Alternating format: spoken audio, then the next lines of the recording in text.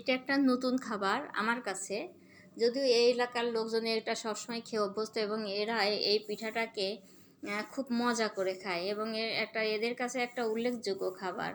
এই হাঁসের মাংস দিয়ে সেই পিঠা বা সেমাই পিঠা বলে এটা খায়। সো এটা করার সিস্টেমটা আমি জানা ছিল না, এই যে এখন করা হচ্ছে।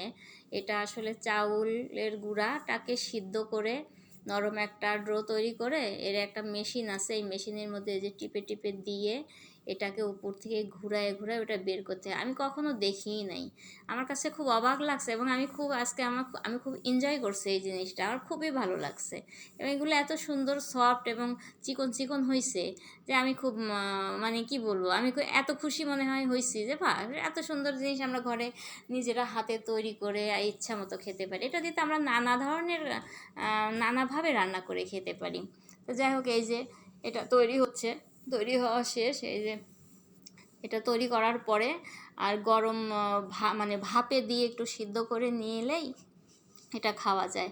এটা ঝরঝরা হয়, বেশ একটা আলাদা একটা টেস্টি খাবার। তা আমি তো মনে করছি যে এটা তৈরি করে আমি আসলে সংরক্ষণ